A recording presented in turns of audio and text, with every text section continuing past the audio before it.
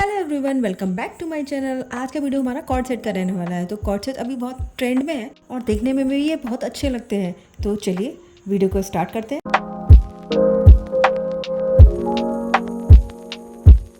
Cord set बनाने के लिए मैंने ये वाला फैब्रिक ले लिया है। तो सबसे पहले हम शर्ट बनाएंगे, उसके बाद हम पैंट की कटिंग करेंगे।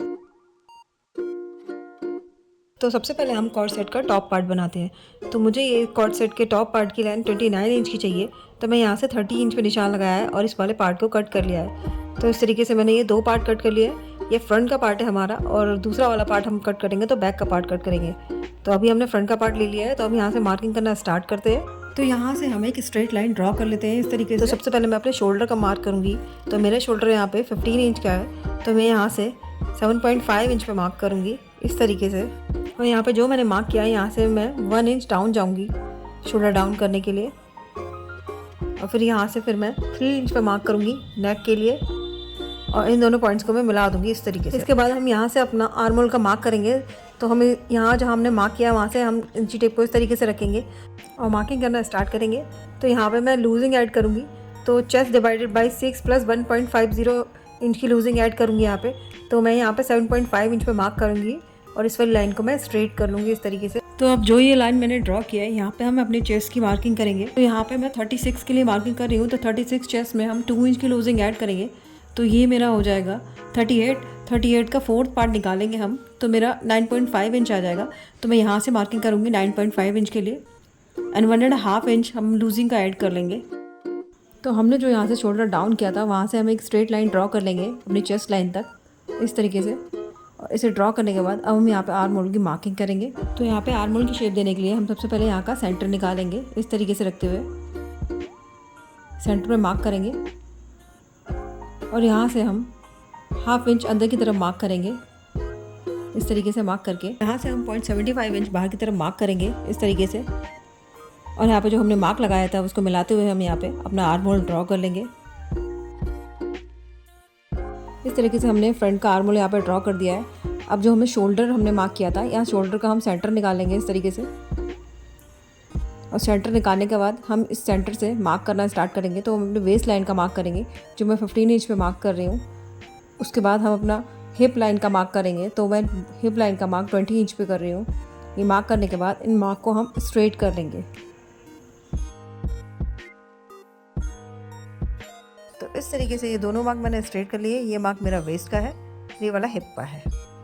तो अब यहाँ पे मार्क कर लेते हैं। तो यहाँ पे मैंने वेस्ट का मार्क करूँगी। तो वेस्ट का मार्क के लिए मेरा यहाँ पे बना रही हूँ वो 32 वेस्ट का है। तो उसमें मैं 2 इंच की लूजिंग ऐड करूँगी। तो मेरा 34 हो जाएगा। 34 का डिवाइडेड बाई 4 करूँगी तो यहाँ पे मेरा 8.5 इंच आएगा इस तरीके से। तो यहाँ से मैं रख के 8.5 इंच पे मार्क करूँगी यहाँ पे एंड 1.5 इंच मैं मार्जिन का ऐड कर दूँगी इसमें। इसी तरीके से मैं हिप साइज़ के लिए भी मार्क करूँगी। तो उसमें भी 2 इंच की लूजिंग ऐड करूँगी। तो मेरा यहाँ पे हिप 38 का बना रही हूँ मैं। यहाँ पे 2 इंच की लूजिंग ऐड करूँगी तो मेरा ये 40 हो जाएगा। डिवाइडेड बाई 4 करूँगी तो मुझे 10 इंच मिलेगा। तो यहाँ से मैं 10 इंच पे मार्क करूँगी और 1.5 इंच लूजिंग का ऐड कर दूँगी। तब जो मैंने ये जो मार्क लगाया है इन मार्क को मैं मिला दूँगी इस तरीके से। उसके बाद जो मैंने मार्जिन का मार्क लगाया उसे भी मैं मिला दूँगी और बचे हुए पार्ट को मैं कट कर लूँगी। तो अब मैं फिटिंग का मार्क लगाने के बाद यहाँ पे नेक की मार्किंग करूँगी। तो नेक की मार्किंग अभी मैं कर दूँगी, पर यहाँ पे मैं नेक में कट नहीं करूँगी क्योंकि मैं यहाँ नेक पहले पेपर पेस्टिंग में कट करूँगी। उसके बाद फिर मैं इस पर रख के उसको कट करूँगी। तो यहाँ भी मैं नेक की मार्किंग कर लेती हूँ। उसके बाद हम बैक का पार्ट ड्रॉ करेंगे।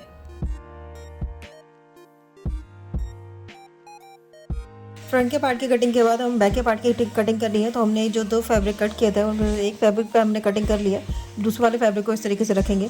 तो यहाँ पे मैंने जो दूसरा वाला फैब्रिक लिया है उसमें 1.5 इंच उसको एक्स्ट्रा लिया है क्योंकि हम बैक वाला पार्ट एक्स्ट्रा कट करते हैं। तो ये देखिए मैं यहाँ पे मार्क कर दे रही हूँ कि ये मेरा 1.5 इंच मैंने यहाँ पे एक्स्ट्रा लिया हुआ है।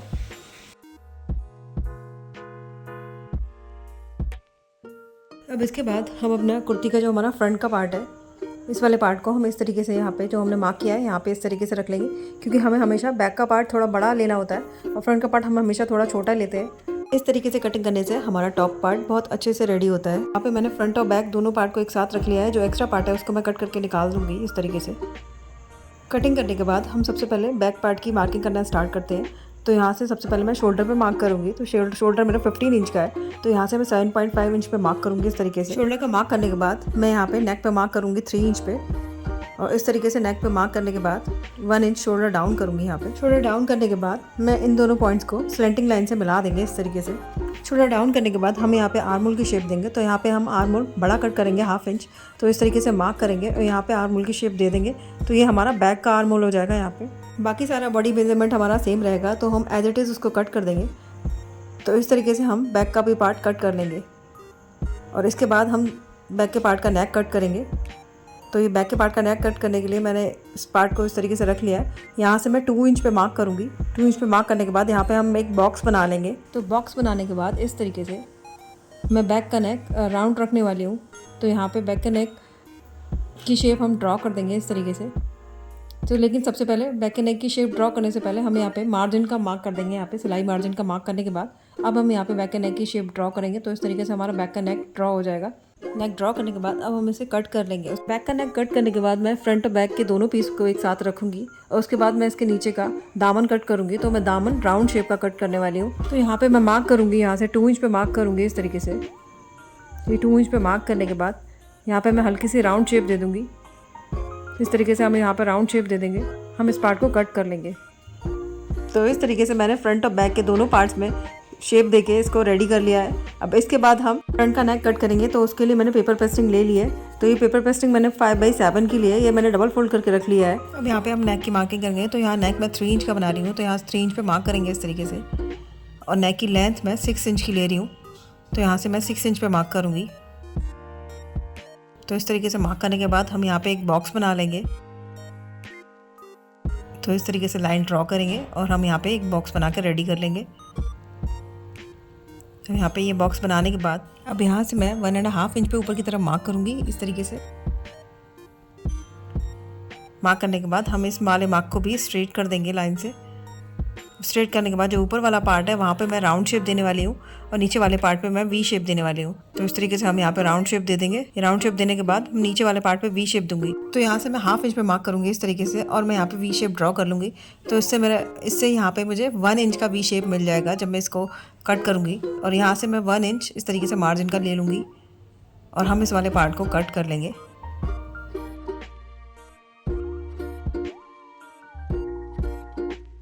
तरीके से हमारे नेक की शेप रेडी हो गई है। अब मैं फैब्रिक लूँगी, उस फैब्रिक पे इसे पेस्ट कर दूँगी इस तरीके से। यहाँ ये नेक मैंने रेडी कर लिया है। अब मैंने अपना फ्रंट वाला पार्ट लेना है शर्ट का और इस पे इस तरीके से पहले तो मैं इसका सेंटर निकाल लूँगी। अब हम यहाँ पे कुर्ती वाले पार्ट का भी सेंटर निकालेंगे। उसके बाद इन दोनों पार्ट्स को सेंटर से सेंटर मिला के इस तरीके से रखूँगी और ऑल पे लगा के इसको सेट कर दूँगी। और यहाँ पे नेक पे हम सिलाई लगा के इसे रेडी कर लेंगे। यहाँ पे हमें सिलाई पेपर पेस्टिंग के बिल्कुल बराबर बराबर में चलानी है। तो इस तरीके से हमने सिलाई लगा के इसे रेडी कर लिया है। अब यहाँ पे कट कर लेंगे और इस पर हम छोटे छोटे कट्स लगा लेंगे जिससे हमारा फैब्रिक अंदर की तरफ टर्न हो जाएगा।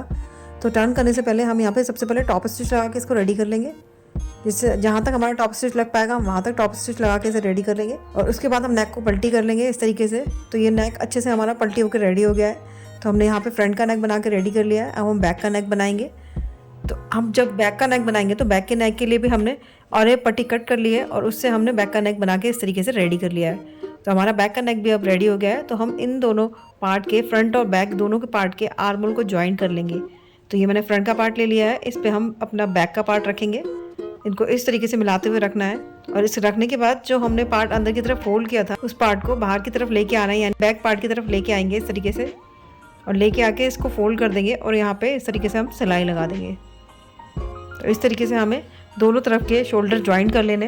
तो यहाँ पे मैंने दोनों तरफ के शोल्डर ज्वाइन करके रेडी कर लिए हैं। तो हमारा जो शोल्डर इस तरीके से रेडी हुए हैं। दोनों तरफ के शोल्डर ज्वाइन करने के बाद यहाँ पे हम अपनी स्लीव कट करेंगे। तो ये मैंने स्लीव कट करके तैयार कर लिए। अब इस पर मैं डिज़ाइन बनाऊँगी।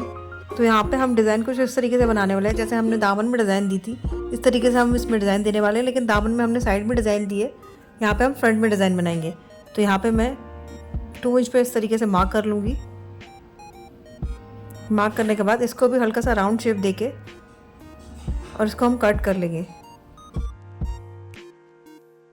तो यहाँ पे स्लीव हमारी इस तरीके से कट के रेडी हो गई है। तो ये देखिए मैंने इस तरीके का डिज़ाइन इसमें स्लीव में दिया हुआ है आगे की तरफ को।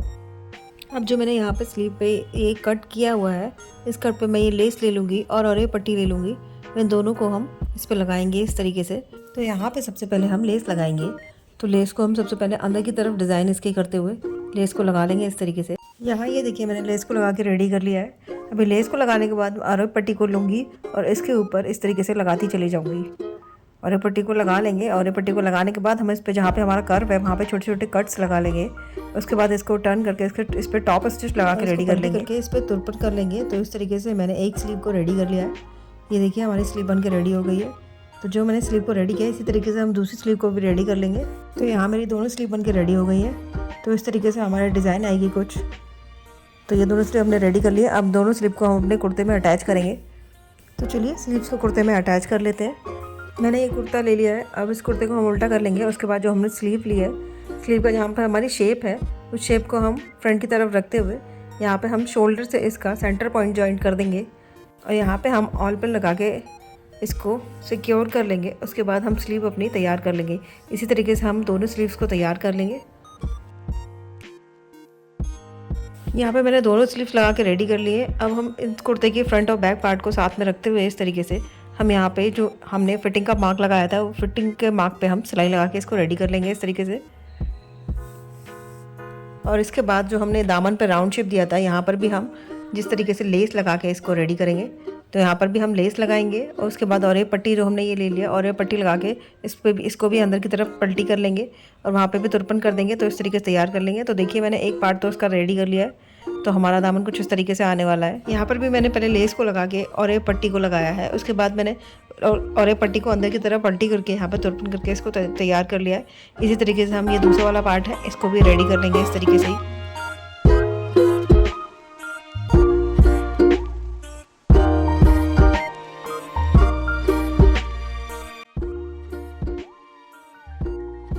तो यहाँ पर भी मैंने देखिए टॉप स्टिच लगा के भी इसको रेडी कर लिया है। इस तरीके से हमारा फैब्रिक अच्छे से अंदर की तरफ पलटी हो जाता है और उसके बाद हम इसको अच्छे से अंदर की तरफ इस तरीके से फोल्ड करेंगे और यहाँ पे हम तुरपन करके इसको रेडी कर लेंगे। इस तरीके से हमारे कॉर्ड सेट का टॉप पार्ट बन के रेडी हो जाएगा। हम नेक्स्ट वीडियो में बनाएंगे इसका लोअर पार्ट। उसके बाद फिर मैं आपको इसका फाइनल लुक दिखाऊंगी कि किस तरीके से लगेगा। तो अगर ये वीडियो आपको अच्छा लगा हो और हेल्पफुल लगा हो तो लाइक शेयर सब्सक्राइब जरूर कीजिएगा। Thank you.